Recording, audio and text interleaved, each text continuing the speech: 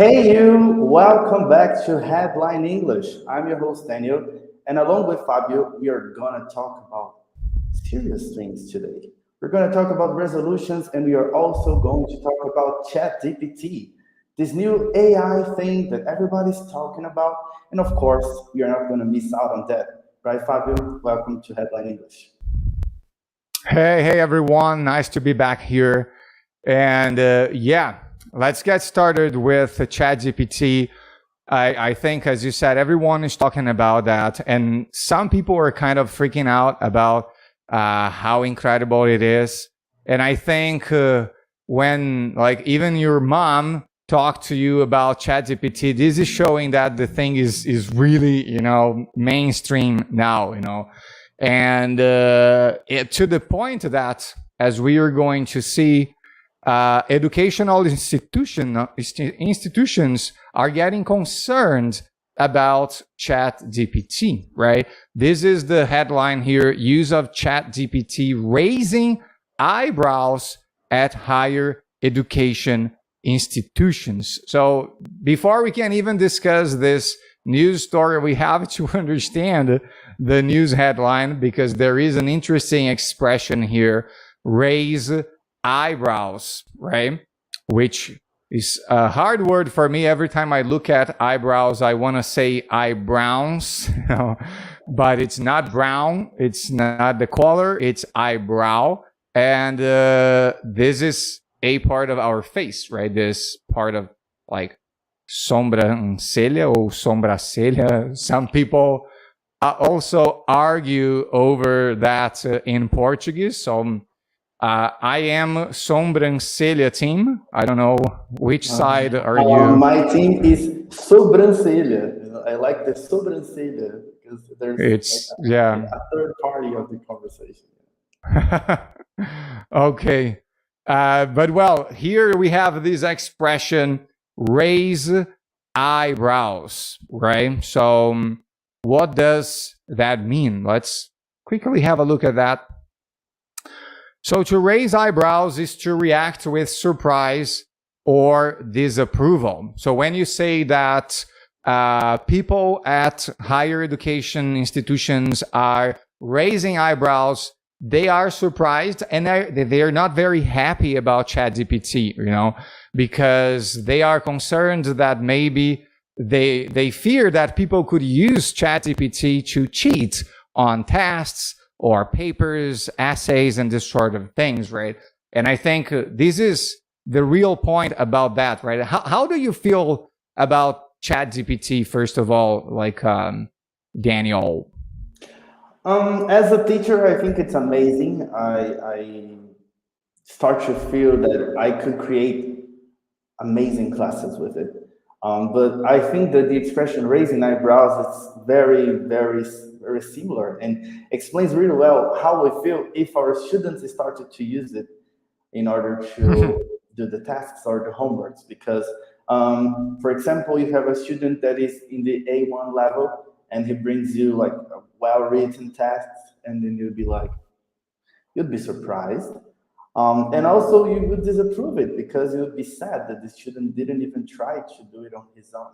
He uses like an AI supported system to create it. So as a teacher, I think if we use it correctly, and this is the thing, it's so new that we actually don't know how to use it correctly. So that's the thing, we are all adapting to it. As a teacher, I'm not like, oh my God, we have to stop this, we must not use this. No, I don't think that's the way. But maybe we could use it in like as a kind of feature to look for information, but not actually to do the entire task for us. But what about you? How do you feel about it? Yeah, I think like every tool, you can either use that for the good or for the bad, right? And when it comes to learning processes, I think generally when you cheat on a task, on an assignment or a test, you're sabotaging yourself. You might think that you're, I don't know, being smart, but actually you are playing against the learning process, right? So of course, I think ChatGPT can be an amazing tool for work to help people write better emails, make better presentations, right? But we really have to be careful not to use that in situations where this could actually I don't know, like cause problems and undermine our learning and this kind of things. So, but I have a question for you so we can practice this expression a bit, raise eyebrows.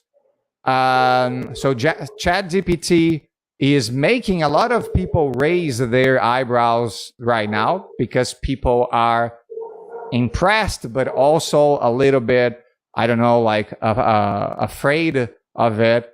And what was the last thing before ChatGPT, of course, that made you raise your eyebrows?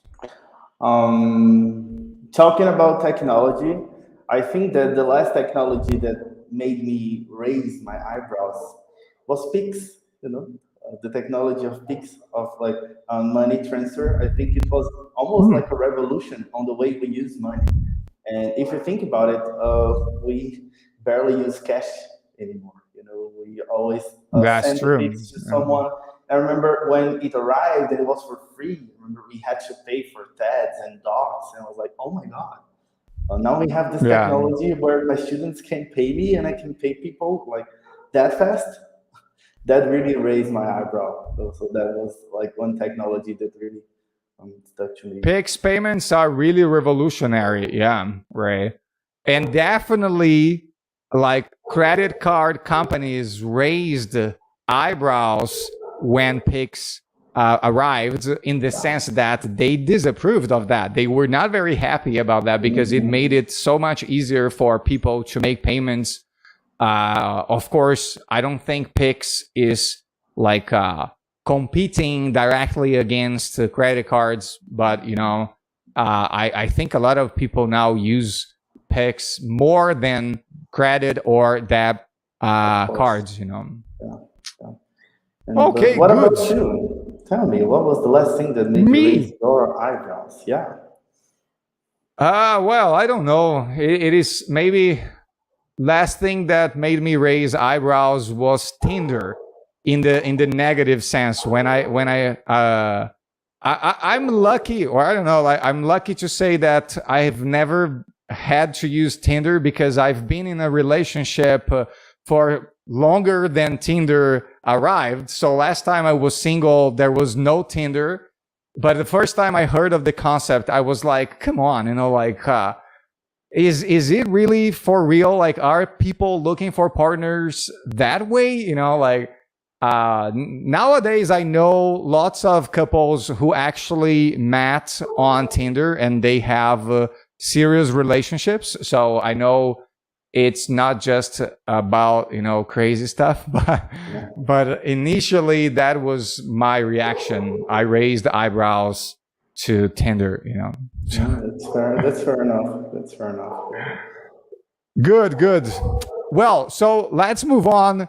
And by the way, people, if you would like to read the article that I used as a source, I added the link to it in the description of the video. Both of the articles, we are now going to talk a little bit about resolutions. And if you find it interesting, you can also check out the original material as well. Okay.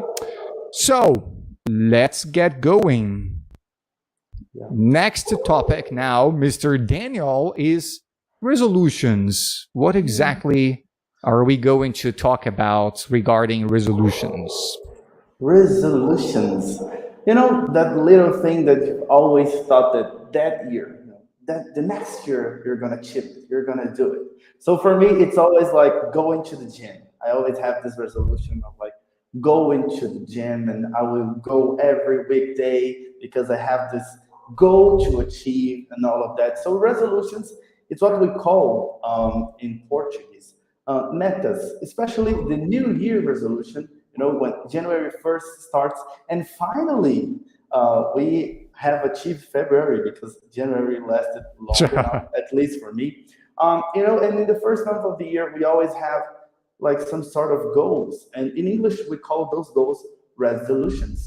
So thinking about the way we make resolutions nowadays. So usually, most people, when the year's like getting to an end, we feel that kind of social pressure that, oh my God, next year's coming and I have to do something about it. So, and then we feel that sort of pressure. Then we start making a list. Like this year, I'm gonna go to the gym. And we as teachers, we already know the struggle that some people go through. Like, oh, this year I'm gonna learn English and all of that. But in most cases, what happens is I make the resolution, I put it on my list, and in February or maybe March, I forget about that.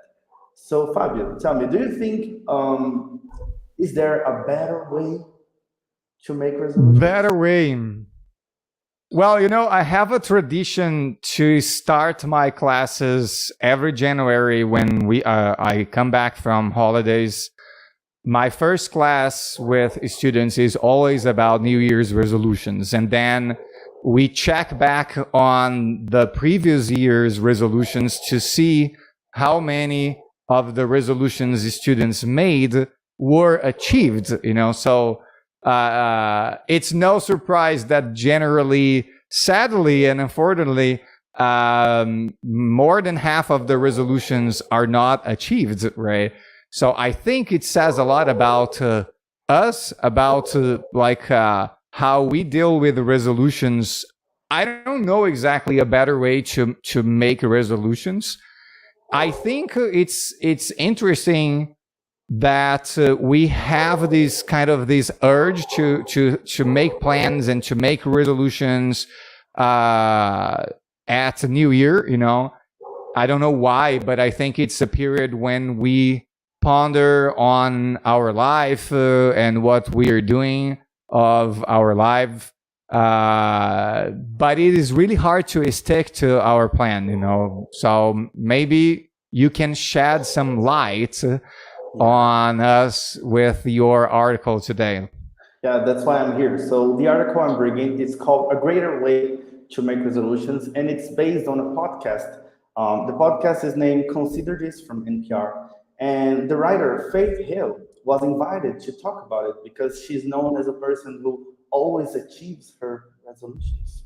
But why does that happen? So I'm a quote here what she said in the podcast, and basically she said that the whole structure of the resolutions don't really match with the human experience. So, for example, I put on my list that I'm a workout every day until the end of the year. But I forget that during some days I'm a bit sick. During some days I'll have to take care of my dog or maybe somebody from my family, or maybe I just don't feel like it. And then we forget to make what she calls micro resolutions. So instead of saying that Mhm. you're going to the gym every day, you say that I will start working out when I can. So if I work out once a month or once a week, as I didn't work out like ever in the last year, so if I work out like once or twice a week, it's still better than last year. So she gives the idea that we must match with the human experience. And she gives an It's example here. it's like his low food and his low resolutions, Yeah, yeah. And that's take it easy the on your resolutions, yeah, and that's how she deals with it. And basically, she says that this kind of slow resolutions are coming from what we suffered or what we dealt with during the pandemic. Because during the pandemic we had lots of expectations that the pandemic is going to last just like 1 or 2 months, and after that I will come back to my normal life. And then it didn't happen. And then we as humans, we don't have such a great experience with expectations in general. So basically, if you don't make a long list with unachievable things, maybe you will not suffer from the high expectations. So basically, like go slow, like little by little. And here she says one thing that I want to ask to you personally, as you are a father, because she says here, we don't just like check off like being a good parent. So this year I was a good parent and I will not be the next year. No, it's impossible to do that because we have this sort of evolution. So I want to ask you this. Is is it possible to transform your life within a year without having this sort of evolution? I don't think we can, transform our lives in 1 year. Maybe not even in our entire lives, depending on the depth of this transformation, right? But I think it's important to try and keep moving forward, taking baby steps, But I have a feeling that maybe at least partially, one of the reasons why we fail to achieve our resolutions in a way why we are likely to make unrealistic resolutions is that especially the New Year's resolutions are made when we are on holidays and we are not living the real life, and I've been there before, because you're on holidays, you're not as stressed as you used to be, you have some more free time, and then you kind of think, as you said, I'm gonna go to the gym every day from now on. But you real life, the routine in real life won't allow you to do that, right? But for some reason, we can't really we can't visualize that when we are there sitting at the beach, drinking some caipirinha, so everything seems possible, so that's why there is this over optimism regarding New Year resolutions, but that's it, that's how I feel about that, right? Yeah, I totally agree. And that's one thing that I decided to do for this year, because actually my resolutions are including the fact that I have to go to the gym more frequently. And I decided to start going in November. So I already had the habit of going to the gym kind of normally. So when the year arrived, it was just like a continuation of what I was already doing. That's good. Yeah. And Yeah. that's it for today, I think, because when we think about resolutions, and I think the conclusion for me here is to say that think about an evolution, not a transformation. Because if you think about an evolution, and if you do little by little, especially talking to our students now more personally, because most of them, especially because of the whole pressure, the whole advertisement, when it comes to English studying, that they will learn English in 6 months and that they will be fluent and all of that. But actually, being fluent is learning English your whole life. So it's important to understand that you are going to evolve as the years go Yeah. by, not only in 1 year. That's a beautiful message. I think it's really important to embrace the learning journey and really enjoy it as a long-term experience, right? And I always say this is the reason why I still teach English, because I learn new things every week, maybe every day, and this is I've been teaching for more than 15 years now, and I don't see that oh my god, you see, I should know everything by now. No, I know I will not know everything, never ever, and this is actually what motivates me. Anyways, people, thank you very much for following this Headline English. We will be back next week, and we hope you have enjoyed. And if you have any questions, any comments, please write to us. You can also follow me and follow Teacher Danielle on Instagram. We both have some additional materials and publications there to help you learn and practice English. So follow us. It will be great to see you over there. The link to our Instagrams is also in the description of this video. So see you. Bye-bye. See you next time.